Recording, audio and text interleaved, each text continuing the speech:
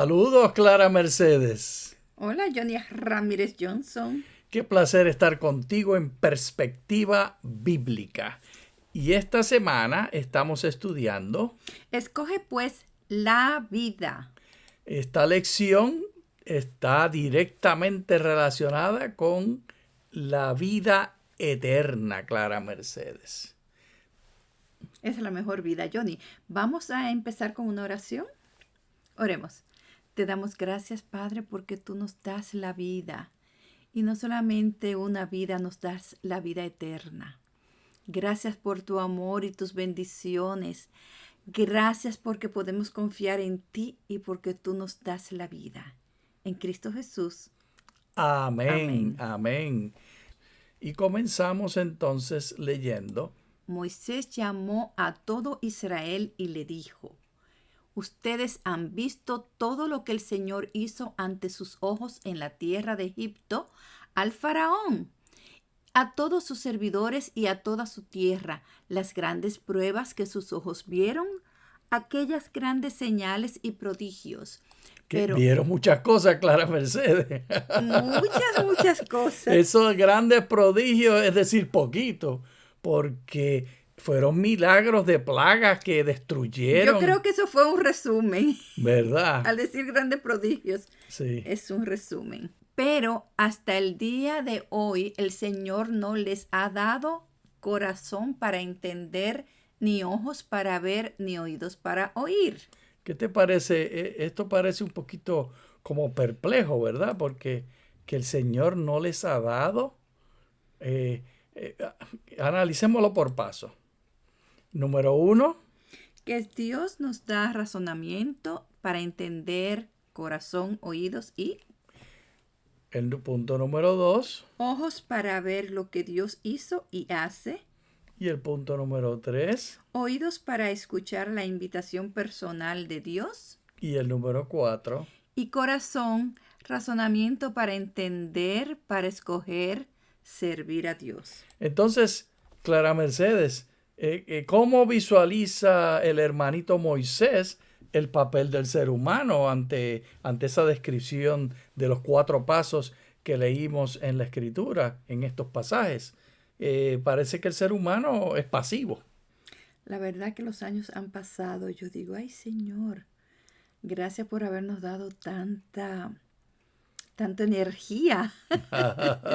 Porque los dos estudiábamos y trabajábamos tiempo completo, criábamos los hijos y... Yo recuerdo, Clara, muchas veces sentados a conversar con los hijos, razonando con ellos y procurando enseñarles a decidir. Este proceso aparece aquí presentado como Dios dándoles a ellos razonamiento. Para el ser humano, para nuestros hijos, aprender a razonar, había que confrontarlos ante las opciones que tenían. Por ejemplo, le tiraba una piedra el mayor al menor, o generalmente era el menor al del medio o algo por el estilo. Entonces yo los sentaba a los dos y le decía, mira, aquí está la piedra. ¿Qué tú crees que sucedería si le das en el ojo a tu hermano? Y así lo llevaba paso a paso las consecuencias. ¿Tú querías sacarle el ojo? Ay, eso suena tan cruel. Es una pregunta cuando él le tiró la piedra. Claro. Y, no, ¿por qué tú dices eso? No, yo no quería eso. Entonces, ¿por qué tiraste la piedra? Sí, pudo haber sucedido. Entonces, llegó un momento, Clara, cuando ellos me decían, no, mejor toma la correa, dame con la correa, yo no quiero razonar. Me parece que al ser humano no nos gusta razonar, Clara Mercedes. Lo que preferimos es dejarnos... Que nos digan qué hay que hacer y lo hacemos, sin razonar. Sí. Y aquí la Escritura pareciera que nos va a llevar en ese camino. ¿Puedes leer? Yo los he conducido 40 años por el desierto. Sus vestidos no se han envejecido sobre ustedes, ni sus zapatos se han gastado en sus pies. No han comido pan, ni tomado vino, ni licor, para que sepan que yo soy el Señor su Dios. Mira cómo mezcla aquí la Escritura, está mezclando el poder extraordinario, porque hablábamos en el verso anterior de las cosas extraordinarias que hizo Dios. Hizo cosas extraordinarias en Egipto, pero hizo cosas más extraordinarias aún en el desierto. Claro. Y ahí te da ejemplos específicos de cómo les cuidó hasta la ropa, los detalles de la ropa. Y nos dice que además de esto, no les dio alcohol, porque él estaba a cargo de la dieta, estaba a cargo de la ropa, estaban en el desierto, no había recursos para tanta gente. Es una situación particular. Aún siendo adultos, estaban dependiendo totalmente. Era un sistema de welfare completo en las manos de Dios. Un socialismo completo. Un socialismo completo que Dios proveía todo. Los alimentos venían como maná, el fuego para darles luz y darles calor en la noche, y la sombra para darles aire acondicionado durante el día, y la protección de lo que sucedía. Todo eso como señales para que ellos pudieran escoger. Pero no estaba funcionando. Ellos estaban siendo conducidos, pero no estaban funcionando su razonamiento. Sigue explicando el hermano Moisés lo que sucedía. Así llegaron a este lugar, y cuando Sejón, rey de Hesbón, y Og, rey de Basán, salieron para combatir contra nosotros, los derrotamos. Luego tomamos sus tierras y la dimos por posesión a Rubén, a Gad y a la media tribu de Manasés. Guarden pues las palabras de este pacto y pónganlas por obra, para que prosperen en todo lo que hagan.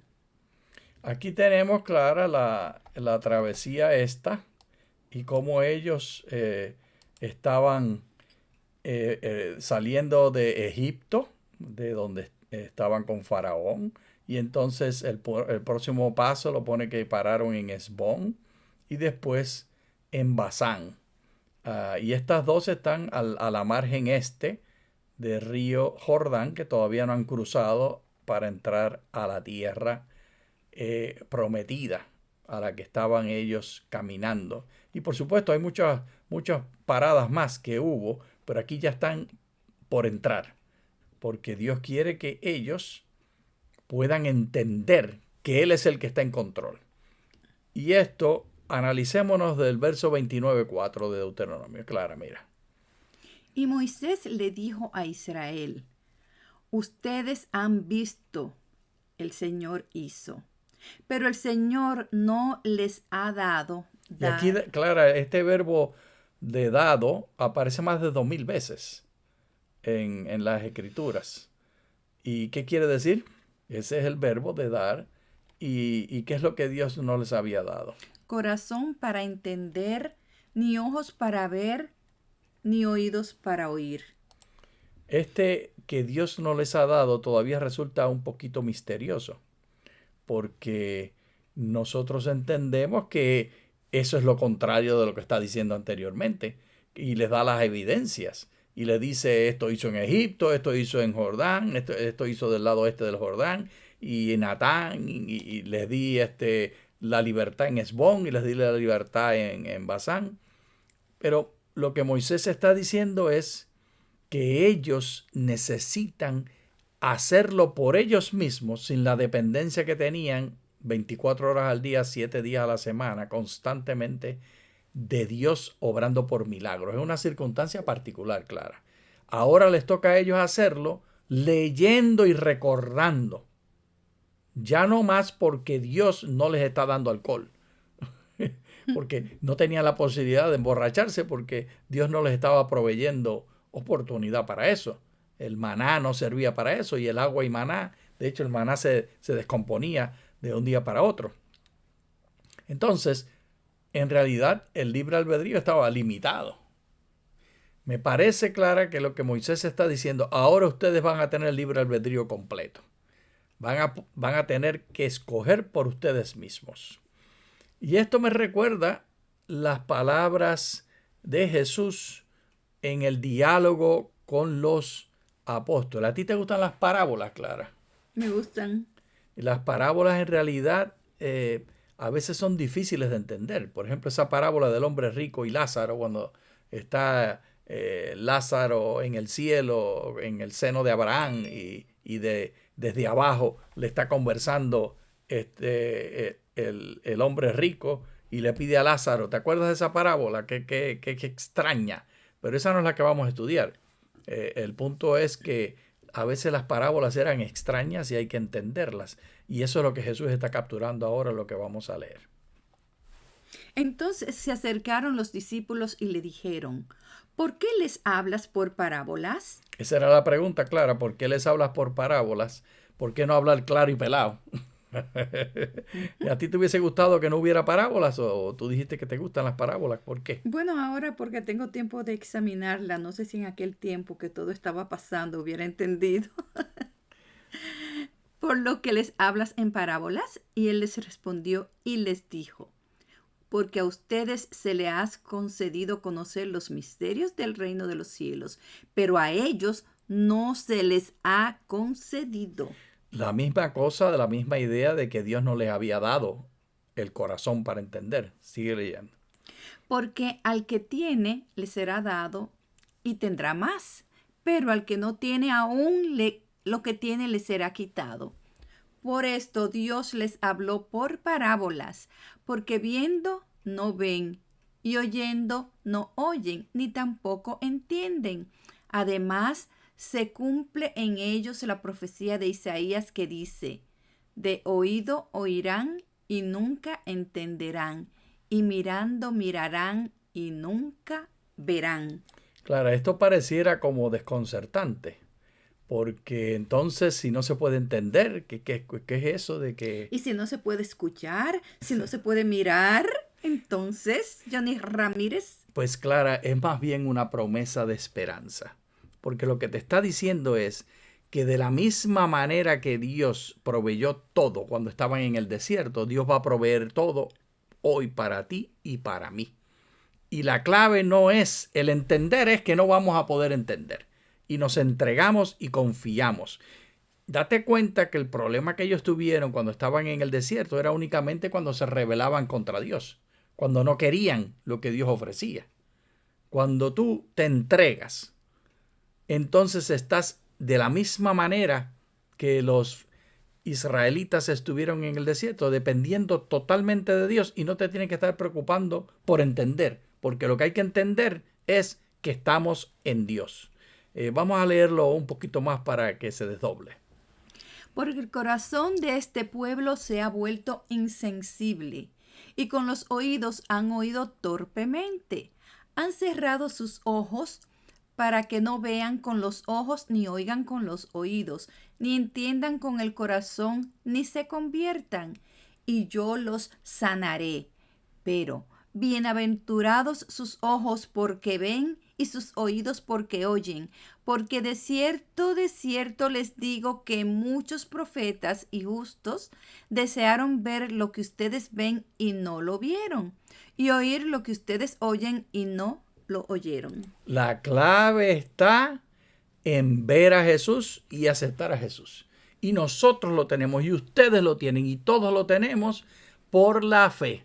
No es clara entendimiento de nosotros razonar y aprendernos todas las doctrinas y saber todos los detalles, que no hay cosa nada de malo en esto. Pero la seguridad nuestra nunca está en todo ese conocimiento. La seguridad siempre está en mirar a Jesús. Esa es la clave. Tal como cuando se rebelaron y por causa de su rebeldía Dios permitió que las serpientes que estaban en el campamento y alrededor, que probablemente se habían multiplicado las serpientes por donde quiera que ellos iban, porque como había comida, ellos siempre sobraba maná, el animal podía alimentarse, había tal vez había más ratas y cucarachas, no sé qué. La cosa es que había muchas serpientes y estas serpientes Dios los protegía de ellas, pero como ellos dijeron que no querían saber de Dios, pues él se retiró y los dejó que bregaran y trataran con sus serpientes. Y la solución fue ¿cuál? Que levantaron una serpiente de bronce y todo lo que había que hacer era mirar la serpiente. Y mirar la serpiente no es razonar ni es entender. Mirar la serpiente más bien es algo ilógico, porque Ay, alguien podría decir, pero ¿para qué voy a mirar la serpiente si ni siquiera me la están tocando encima el cuerpo la Johnny, serpiente? pero eso podía entenderse como un ídolo. Pero no era un ídolo porque era la promesa de la salvación que Dios da. Y es Sí, un símbolo. exactamente, es un símbolo, no un ídolo, porque muchos que adoran imágenes le oran a esas imágenes. Ellos solamente miraban la imagen. Exacto. Sigue leyendo, por favor. Mira pues, yo pongo hoy delante de ti la vida y el bien, la muerte y el mal, con el fin de que ames al Señor tu Dios, de que andes en sus caminos y de que guardes sus mandamientos, sus estatutos, sus decretos que yo te mando hoy. Entonces vivirás y te multiplicarás, y el Señor tu Dios te bendecirá en la tierra a la cual entras para tomarla en posesión. ¿Acaso es un misterio entender? ¿Qué te parece, Clara? Es un misterio entender, así como las parábolas que las dicen para que no las entienda uno y que las entiendan otro. ¿Cuál es la manera de entender de acuerdo al La texto? verdad, Johnny, que toda nuestra vida es un misterio, pero un misterio maravilloso, porque como Dios nos ha dado esta capacidad de mirar, de oír, de escuchar, de hablar, de entender, es un milagro maravilloso. Y ese misterio consiste en que nosotros no podemos entender los detalles de nuestra salvación, ni los detalles de nuestra vida, sino que el entendimiento siempre está en las manos de Dios. Y el entendimiento que Dios nos da es lo que nos sirve a nosotros y lo que nos ha de mantener. No hemos de dudar eso. Y ahí es que vamos a llegar en las próximas lecturas que tenemos, Clara. Llévanos. Y por todas las naciones preguntarán, ¿por qué ha hecho así el Señor a esta tierra? ¿Por qué razón se ha encendido este gran furor? Entonces les responderán, porque abandonaron el pacto del Señor, Dios de sus padres, que Él hizo con ellos cuando los sacó de la tierra de Egipto. Ellos fueron a rendir culto a otros dioses, se postraron ante ellos, dioses que no habían conocido y que Él no les había asignado. Por eso se encendió el furor del Señor contra esta tierra, para traer sobre ella toda maldición escrita en este libro. El Señor los desarraigó de su suelo con furor, con ira y con gran indignación, y los echó a otra tierra como hoy. Las cosas secretas pertenecen al Señor nuestro Dios, pero las reveladas son para nosotros y para nuestros hijos, para siempre, a fin de que cumplamos todas las palabras de esta ley. El hermano Moisés, que hablaba con Dios cara a cara, nos está diciendo que hay cosas secretas que no están reveladas. Y muchas veces nosotros aquí queremos saberlo todo. Y queremos dar una explicación para todo y que lo sabemos todo. Y como nosotros lo visualizamos, es la única forma correcta. Si tú lo ves diferente a mí, entonces tú estás equivocado y estás mal, Johnny. Y eso nos pasa a los seres humanos. Pensamos que lo sabemos todo. Y nosotros hemos de entender que este misterio no es un misterio que nos da desasosiego, porque hay dos clases de misterio. Sí, es un misterio de dos clases. Lo revelado para obedecer y lo no revelado, a fin de que cumplamos todas las palabras de esta ley. De modo que nos está diciendo el hermano Moisés que nosotros hemos de preocuparnos por estudiar las escrituras, que estas escrituras son para nosotros como las experiencias que tuvieron los israelitas en el desierto cuando Dios hizo tantas cosas por ellos, como el maná que caía, que los sostenía, como cuando las plagas en Egipto, que los sacaron de Egipto de manera milagrosa cuando se abre el mar y todas estas cosas claras. Nosotros las tenemos a leer las escrituras y esas son las cosas reveladas. Pero aún dentro de esas cosas reveladas hay cosas que no podemos entender. Y el propósito de todo es aumentar nuestra fe para la obediencia. Esa es la clave, Clara. La clave es obedecer a nuestro Dios. Mira cómo lo sigue diciendo el hermano Moisés en el capítulo 30. Pero si tu corazón se aparta y no obedeces, si te dejas arrastrar a inclinarte ante otros dioses y les rindes culto, yo les declaro hoy que de cierto perecerán. No prolongarán sus días en la tierra a la cual, cruzando el Jordán, entrarán para tomarla en posesión. Llamo hoy por testigos contra ustedes a los cielos y a la tierra, de que he puesto delante de ustedes la vida y la muerte, la bendición y la maldición.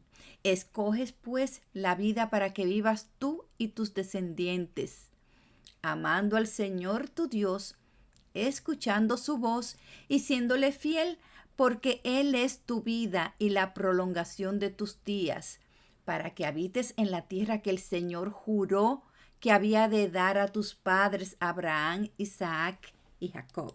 Aquí me encanta, Clara. Esto se pone delicioso, porque lo que nos está diciendo es que no depende ni de ti ni de mí. Que lo único que nosotros tenemos que hacer es preocuparnos por estar siempre del lado de Dios. Y como somos descendencia, tenemos salvación. Eso es un asunto genético.